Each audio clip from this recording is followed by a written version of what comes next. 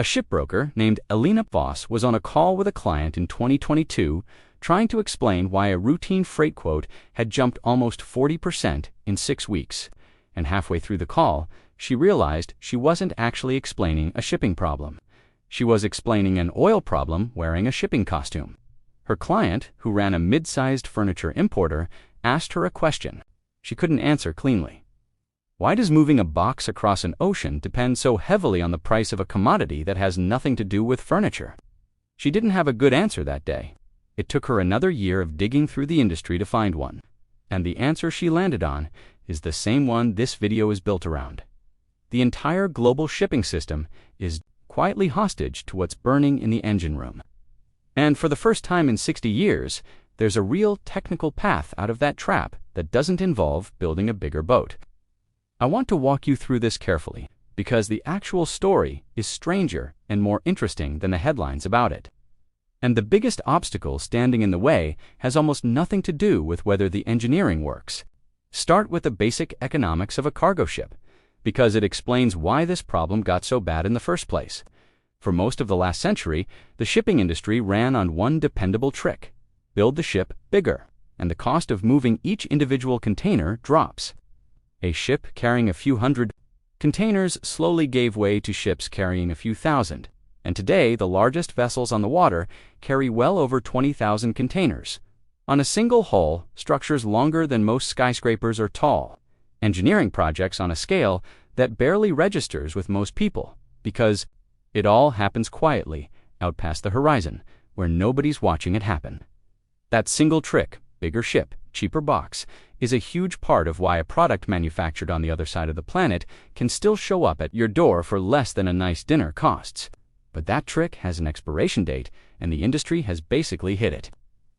You can't keep building ships bigger forever, because eventually the ship stops fitting through the infrastructure that the rest of the world built around it. Canals have a fixed width. Straits have a fixed depth. Port cranes only reach so far across a hull, impossible to load or unload, somewhere in the neighborhood of the largest vessels sailing today. The industry ran into the literal edges of the planet's geography, and the bigger-ish chipper loop stalled out. Once you can't make the ship bigger, there's only one lever left worth pulling: what's burning inside it.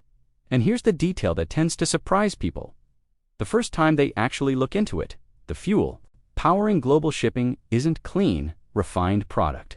It's the leftover sludge.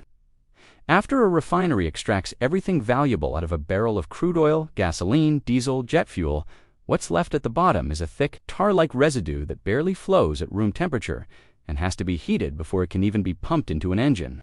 That residue is what most of the global merchant fleet burns because it's the cheapest fuel available, and a large container ship can burn through hundreds of tons of it in a single day at full speed. Scale that across the roughly 60,000 large commercial vessels moving cargo around the planet at any given moment. And you're looking at an industry that burns hundreds of millions of tons of fuel a year and accounts for a genuinely significant slice of global carbon emissions, enough that if international shipping were treated as its own country, it would rank among the world's biggest emitters. And fuel isn't a minor line item on a shipping company's balance sheet. On a long ocean crossing, fuel alone can eat up somewhere close to half the total cost of running the ship. Worse, the relationship between speed and fuel burn isn't linear. Push a vessel's speed up by a modest amount, and the fuel consumption can jump by a much larger margin, because water resistance punishes speed brutally as it climbs. That's why nearly the entire global fleet deliberately cruises well below its maximum possible speed, a practice the industry calls slow steaming.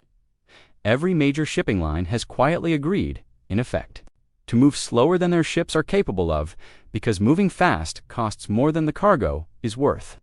Every alternative fuel proposed to fix this runs into some version of the same wall. Liquefied natural gas burns cleaner, but still burns, still emits carbon, and eats into cargo space with bulky tanks. Green ammonia is toxic to handle and would require building an entire global production and refueling infrastructure that doesn't currently exist at scale. Methanol carries roughly half the energy density of oil, meaning a ship needs double the tank volume to go the same distance. And batteries aren't seriously in the conversation for ocean crossings at all. The weight of a battery pack capable of pushing a container ship across the Pacific would rival the weight of the ship itself. Every option on the table trades away cargo space for fuel space. Every option makes the ship carry less and earn less, except one, and it's an idea considerably older than most people realize. Nuclear-powered cargo ships aren't new. They were tried decades ago, more than once, and every attempt technically worked and commercially failed. The United States built one in the early 1960s, a genuinely striking vessel, sleek and almost yacht-like, designed partly as a technology showcase and partly as an actual working ship. It sailed successfully. It could circle the globe many times over without refueling, and it worked exactly as designed. It was retired after less than a decade in service, not because anything broke, but because the economics never made sense. West Germany built its own nuclear cargo vessel and ran it for roughly 10 years before converting it back to sea. Conventional diesel power. Japan built one too, and it suffered a minor radiation leak during its very first sea trial. Nothing dangerous by any technical measure, but the timing was disastrous for public trust, and coastal fishing communities blockaded the port rather than let the ship dock. It never carried a single paying cargo. Only the Soviet Union, and later Russia, managed to keep a nuclear merchant vessel in genuine long-term service, and that vessel was built specifically for Arctic routes where conventional shipping simply wasn't a viable alternative at all, meaning the normal commercial economics were never really put to the test. The natural assumption is that nuclear shipping failed because the reactors weren't good enough. That's not actually true. Every one of those early vessels performed exactly as engineered. They failed for reasons that had almost nothing to do with whether the reactor worked, and understanding those reasons is the key to why this story is suddenly relevant again. The reactors used in all of those early ships were conventional pressurized water designs, the same basic architecture used in submarines and land-based power plants, where water is held under enormous pressure inside a sealed steel vessel. If that containment is ever breached, the pressurized water can flash instantly into steam, which is a serious hazard to manage in the cramped confines of a ship's hull. Protecting against that risk requires heavy shielding and thick containment structures, weight that eats directly into the space and payload the ship exists to carry in the first place. On top of that, those early reactors were small relative to the ships that could have used them. Cargo capacity was often modest, which meant the enormous cost of building and maintaining. A reactor was spread across far too little revenue-generating freight to ever pencil out. And underneath both of those problems sat a third, quieter one. Ports simply didn't want a reactor showing up in their harbor, regardless of how well it had been engineered. Now, here's where the story takes an interesting turn, because there was a different reactor design tested decades ago, one that solved the first two problems almost completely, and it was shelved for reasons that had nothing to do with whether it worked. In the 1960s, researchers in the United States spent several years running an experimental reactor built around a fundamentally different idea. Instead of solid fuel rods sitting inside a separate coolant, the fuel itself was dissolved directly into a molten salt, a liquid, heated until it flowed like water, circulating continuously through the reactor core. The fuel and the coolant were the same substance. That single design choice changes the safety picture dramatically. In a conventional reactor, an overheating core is dangerous because solid fuel keeps generating heat while the surrounding coolant risks boiling away.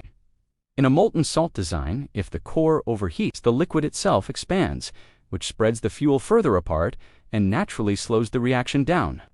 The physics of the system actively resists the accident instead of accelerating it. There's an even simpler safety feature built into these designs that almost sounds too basic to be real. A drain at the bottom of the reactor, plugged by a section of the same salt, kept deliberately frozen solid by a small electric cooling fan.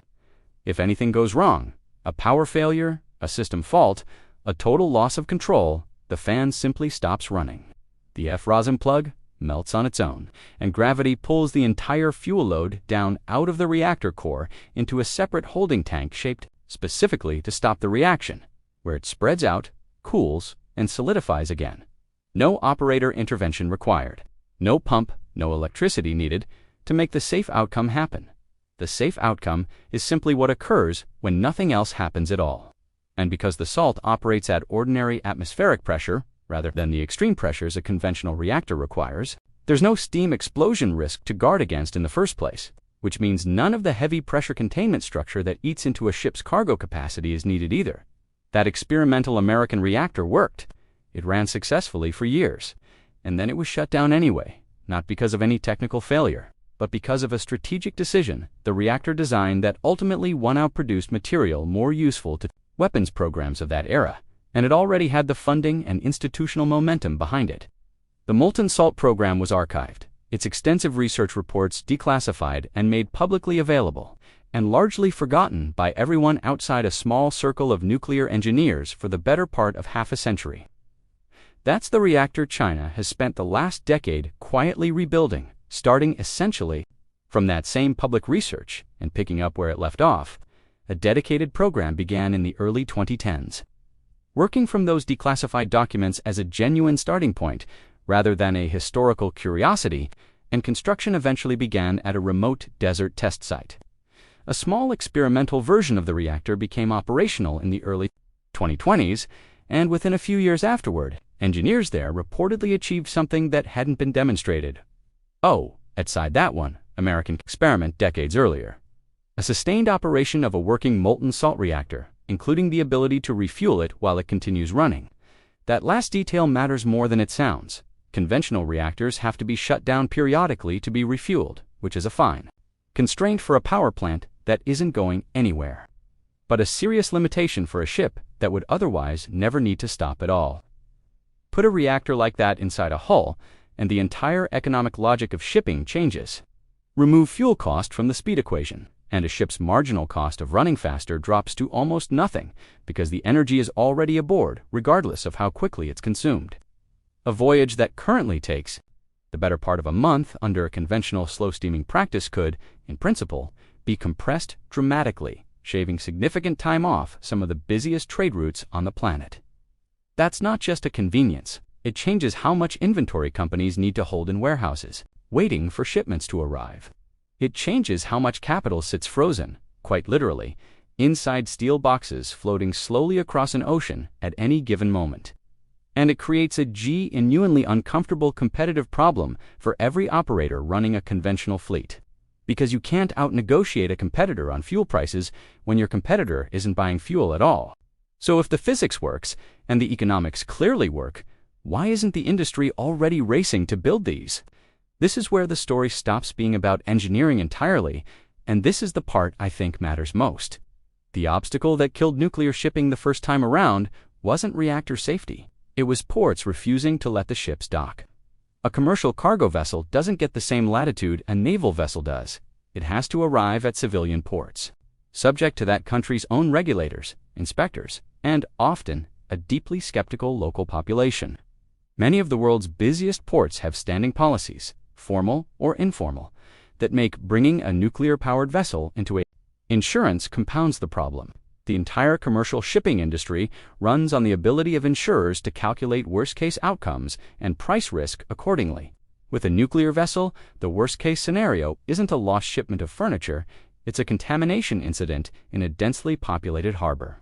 And international legal frameworks covering nuclear liability at sea are old, incomplete, and were never adopted uniformly across the countries that matter most for global trade. When insurers can't confidently price a risk, that risk effectively becomes uninsurable. And an uninsurable ship generally doesn't get to sail into a major commercial port regardless of how sound the underlying engineering is. Crewing adds another layer entirely. A molten salt reactor doesn't need a diesel mechanic. It needs licensed nuclear operators willing to serve aboard a commercial vessel for weeks at a stretch. And the global pool of people qualified for that kind of work is small, expensive, and mostly already employed by navies and power utilities rather than shipping lines. And underneath all of it sits the security question. Nobody can fully regulate away a civilian vessel carrying nuclear material through international waters, passing choke points where piracy remains a documented, ongoing risk. The physical difficulty of actually stealing usable material out of a sealed, circulating molten salt loop is genuinely very low, but technically very difficult to steal and politically acceptable to the public, are two entirely different standards, and only one of them ultimately decides whether a port will grant a berth. So the wall blocking this technology isn't made of physics. It's made of insurance contracts, port regulations, and public opinion, which is a much harder thing to solve with better engineering. Which raises an obvious question. Why would anyone build one of these ships anyway, knowing that wall exists? Zoom out, and the answer becomes clearer. A country that controls a large share of global shipbuilding capacity operates some of the busiest ports on the planet and depends heavily on maritime trade routes. It doesn't fully control has a strong incentive to want a fleet that isn't dependent on fuel, bought on volatile global markets and shipped through narrow, contested choke points. A vessel that never needs to refuel doesn't particularly care about any of that. And the port problem looks different. Once you notice that a nuclear vessel doesn't need every port on Earth to accept it, it only needs a handful of the largest, most important ones, positioned along the specific trade corridors that matter most, willing to say yes. Now, a note on how much of this is proven versus how much is still ahead of us, because that distinction genuinely matters. The underlying molten salt reactor technology has been demonstrated to work, both decades ago in that original American experiment and more recently in smaller test facilities elsewhere. That part isn't really in dispute.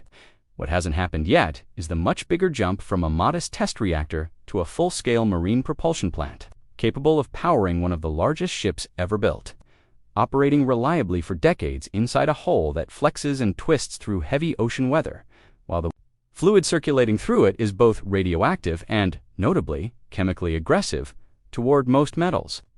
Building materials capable of containing molten salt safely for years without degrading is a genuinely difficult, unsolved engineering problem, not a footnote. And it's the single biggest reason to treat any announced design with real caution rather than certainty. So if you want to actually track whether this becomes real rather than remaining a fascinating announcement, there are a few concrete things worth watching. Watch for an actual keel being laid, not another concept unveiling at an industry expo. Plenty of striking ship designs get announced and never get built. Watch for published, sustained operating data from any experimental reactor, running for years rather than months, since that's the real evidence that the materials problem is genuinely under control rather than just promising in the short term. And watch, above everything else, for the first major international port to publicly agree to accept a nuclear-powered commercial vessel on a regular basis. That single agreement, whenever and wherever it happens, is the moment this stops being a 60-year-old idea waiting for permission and starts being the new shape of global trade. If you found this one interesting, there's a lot more happening quietly at the edges of shipping and energy that never makes the front page. Let me know in the comments what you'd want to see covered next.